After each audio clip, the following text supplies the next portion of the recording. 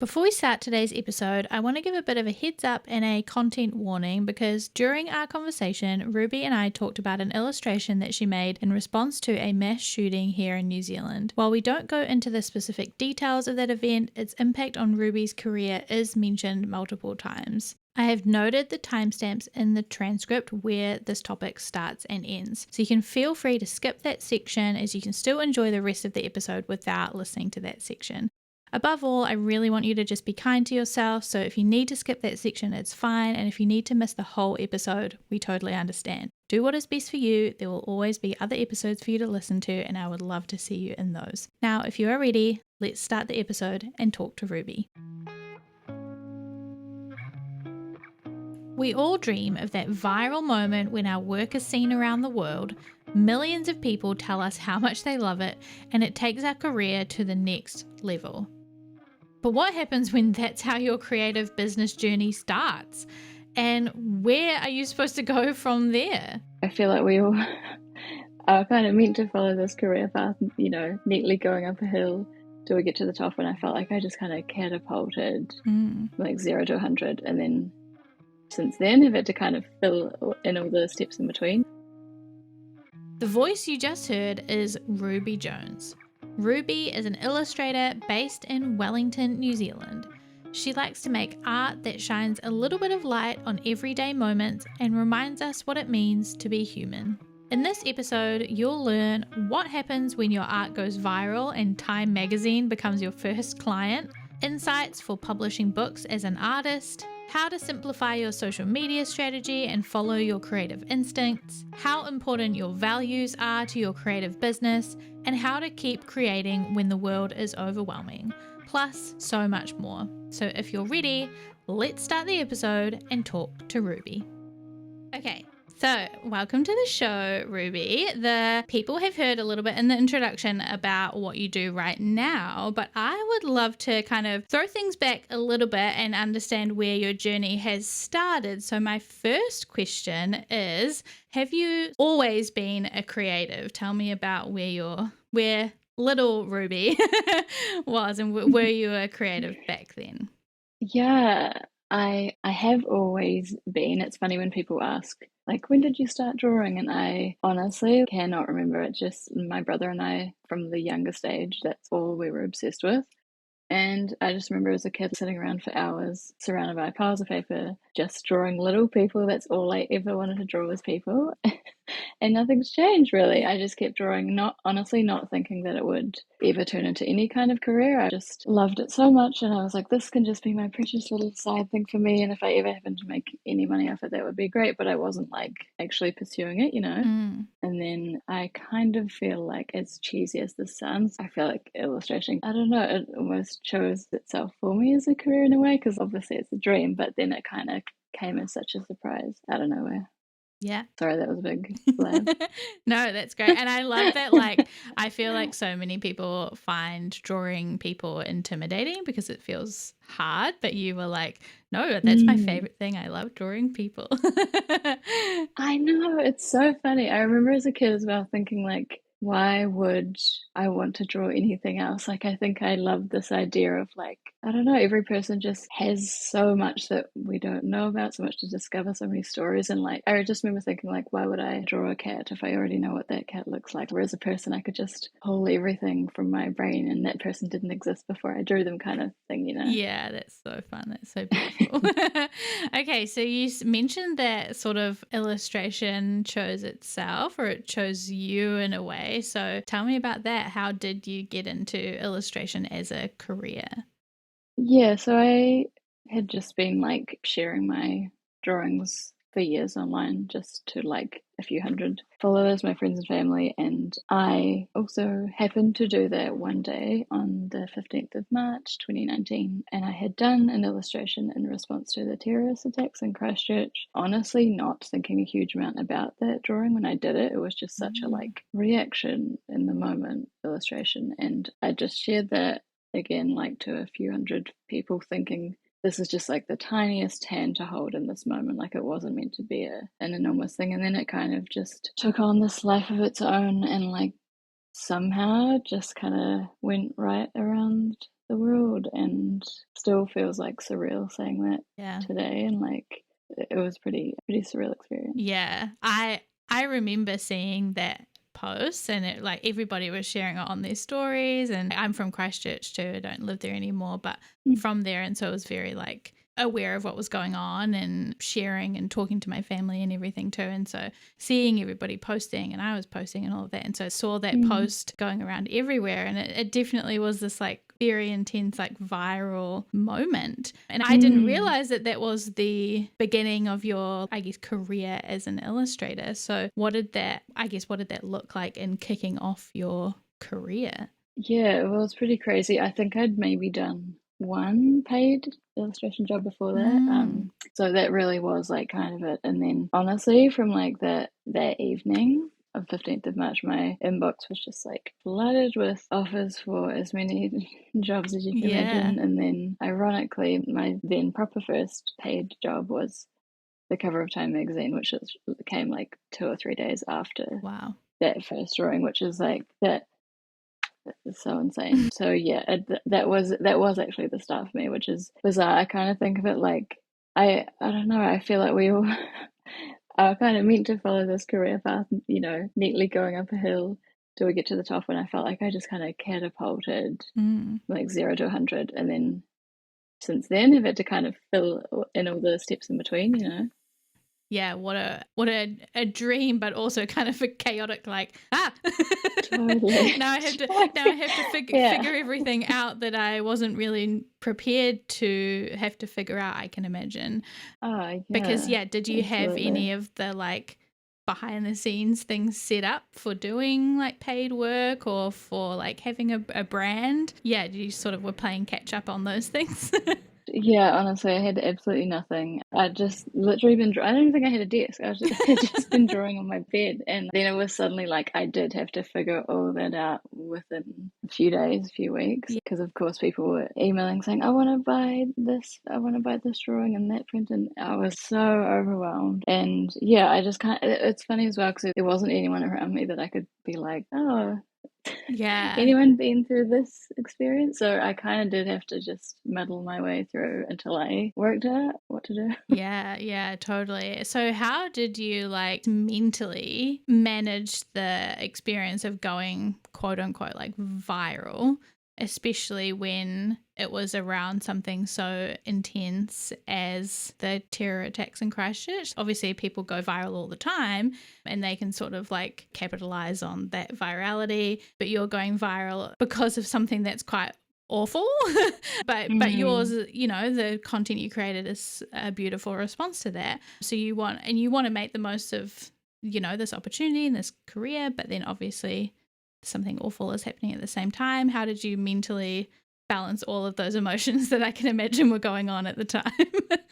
Yeah, honestly, I actually just mentioned this in the talk I did. I think perhaps from the outside it was easy for people around me just to kind of be excited and see all these dreams coming true, but it took so long for me to not just see the black and white of it, which was that 51 people had died, and then all of my dreams were coming true. And how's that fear? How can I place that in my heart to move forward and to not be filled with guilt every day, which I was for like a long time, and it took years to work through for me just because it was massive, and it wasn't easy at all. But I kind of just like you said, I just had to remind myself of what the illustration stood for and what it did for people, and bring everything back to that, and just continue to make work that made people feel the same way, made people feel connected and seen and heard. And it was a big journey. Yeah, I can imagine. Yeah, definitely. And so since then, and as you just said, like the work that you do create and you have been creating still talks about like really big topics, but has this continuing themes of like joy and light and togetherness and all of that stuff. And you mentioned in your little blurb, like, I like to shine the light on life and things like that. Why is that so important to you? Why is that why are they such big themes in your work? I don't know. I think I've always been drawn to art that does that, that shines a light on even the tiniest moments that we all go through and maybe don't talk about. And I think, I don't know, I think there's something sort of beautiful in feeling comforted even by the tiniest drawing by someone or something. And I think when I realized, oh, I can make art that can also do that for people or make people feel seen even in the smallest ways, I just remember thinking, why would I want to do anything other than that?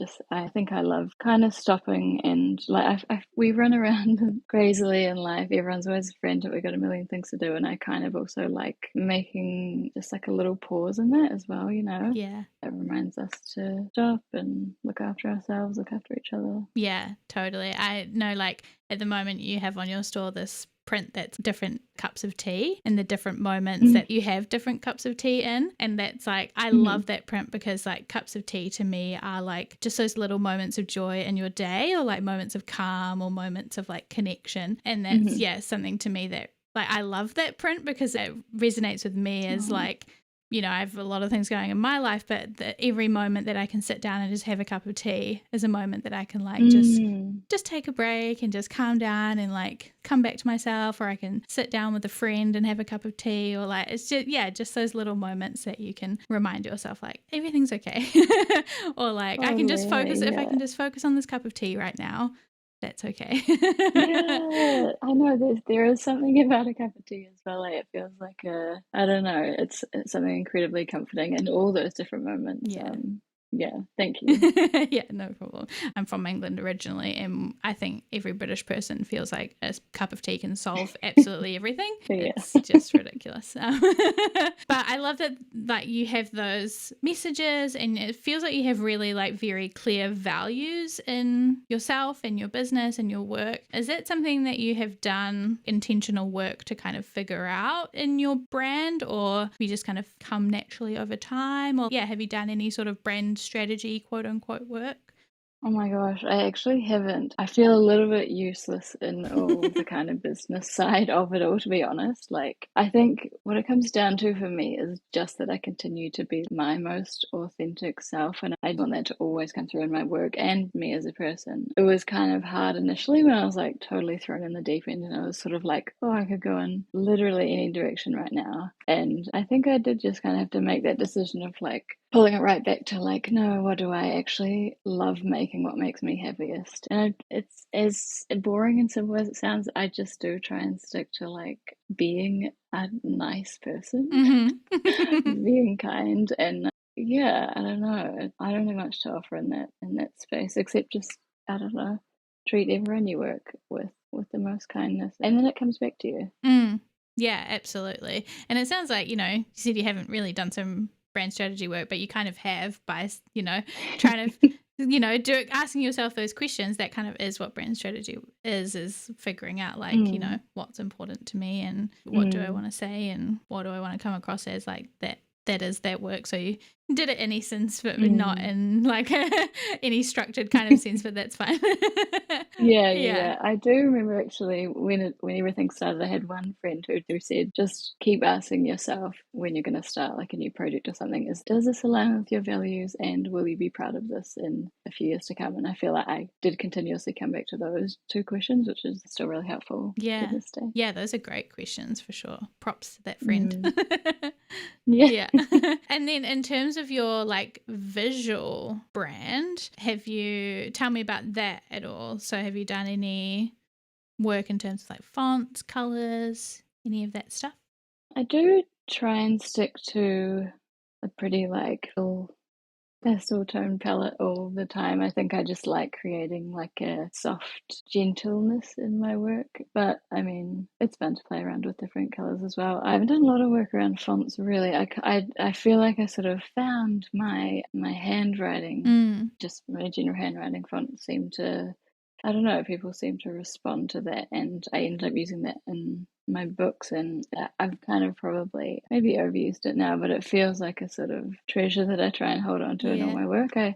I did something a while ago with Times New Roman or something, and I was like, oh, this feels. I love it in any other context, but in my own work, I was like, this is just not right, you know. Yeah. I love any hand lettering. Yeah. Yeah. Well, I think that's what makes your work unique, right? Like I can spot your handwriting from a mile away, especially in combination with your illustration. Like it screams Ruby. So I think it just is you, and it makes all your work feel like yours. So why change it if it works and it is so uniquely yours? So it makes sense, and no one else can write like you do, right? So if it works, it works. That's true. That's great. Yeah, absolutely. Yeah, and so you mentioned that you use them in your books, and so you have launched and released 2 books. So tell me a little bit about the experience of getting to release books. It's so exciting. Obviously, I think the first one, All of This Is For You, came as a result of that initial illustration. Is that right? Yeah, so I was contacted by a penguin a month after that first drawing. Like that was all just this kind of rapid succession of like things that don't happen. They were just like, "Hello, could you do a book in like 6 weeks?" And I was like, "Yes, of course." So yeah, I still am like, I don't know where I pulled all those illustrations out from, but the concept for that was kind of just to make a book of reminders of how to hold on to that kindness that we were so good at showing in the immediate aftermath. And then that book kind of just took on a life of its own. Like that first drawing, it just like, I don't know, I'd be sent photos of it from all around the world, and it's been translated, and it's just pretty magical. So that was 4 years ago now. And then my second book, In This Body, came out a year ago, and that one's just more about body image. It's a little bit bigger. It's slightly more like following, and whereas the other one was like standalone illustrations. But yeah, I think books is kind of what I'm ready to be full of, if that can be possible. I think they're the most fun project to work on. I think, and yeah, I've worked with an amazing team here. So yeah, incredible. Yeah, I think, I can imagine a lot of illustrators would have that as a dream to write or illustrate or release a book. Obviously, you kind of won the lottery of like somebody being like, "Hi, can you publish a book in 6 weeks?" That's incredible. So that's amazing. But do you have any sort of tips or insights about sort of the book publishing process or writing process or anything like that you think would be interesting or that illustrators would like to know? I think the first thing, books are incredible and being published is incredible, but I think there is this illusion that like it instantly means you're incredibly successful. And I would just say up front, there's like, to make money in books, you have to sell like a whole ton. So I think there is this sort of slight misconception there.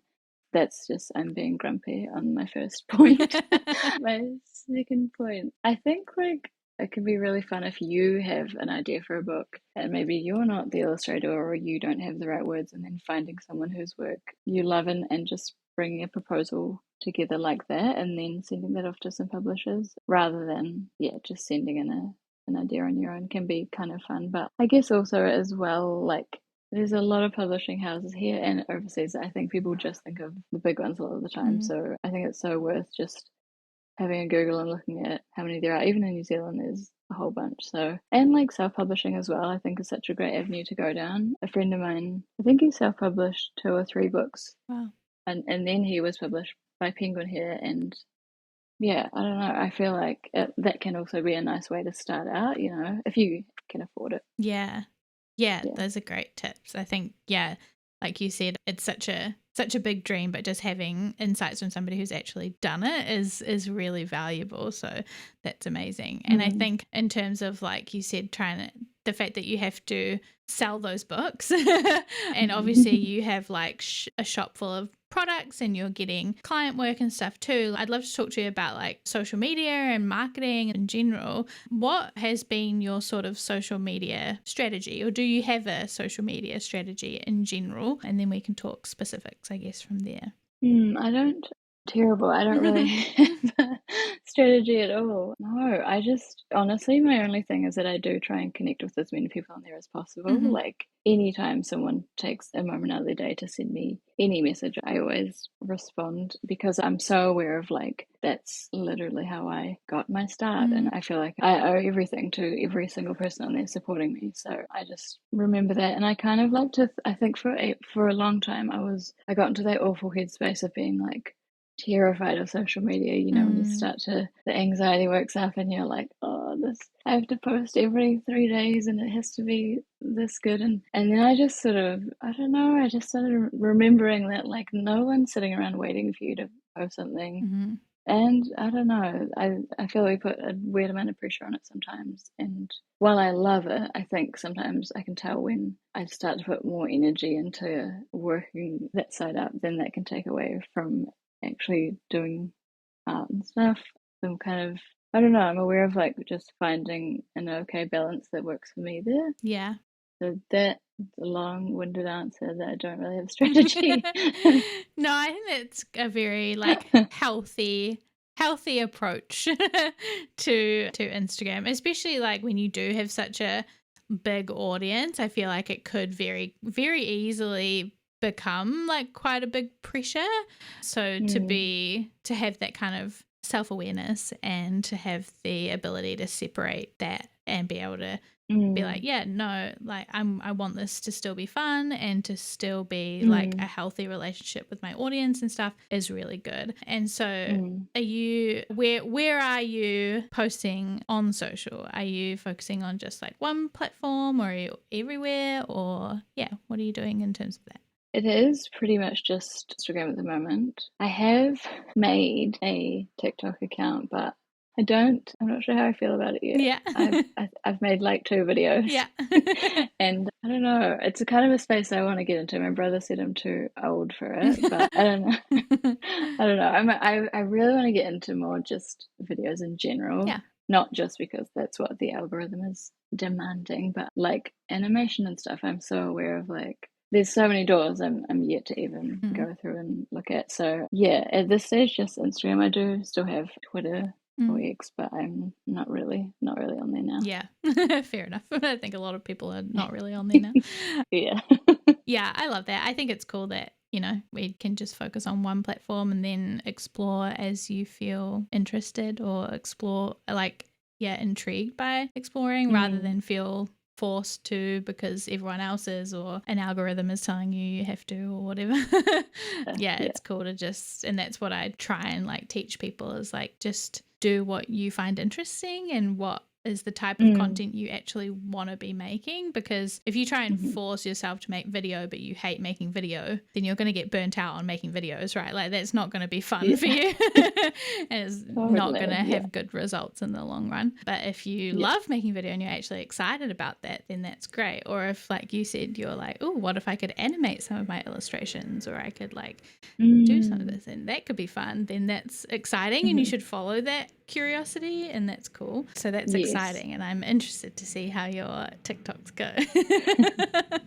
It is so that thing the way of when you feel excited about making something that makes a world of difference. If it's just for the sake of like I have to be relevant or I have to be seen, then that, I don't know, that just becomes pretty tedious, I think. Yeah, for sure. And that's like what creativity is about, right? Is like curiosity, following that intuition and that like ideation and like excitement of what if I tried this, or what if I turned this idea into this, or whatever. Like that's what it should be. And it is a little sad sometimes that we feel forced to try these things or forced to do these things rather than just following that creative spirit. So I applaud you for resisting. I love that. Thank you. Okay, so right now you have your books, you have your shop of products, you're doing work for clients, you're also like doing things like this. You just spoke at Semi-Permanent last week. You've like a lot of things going on.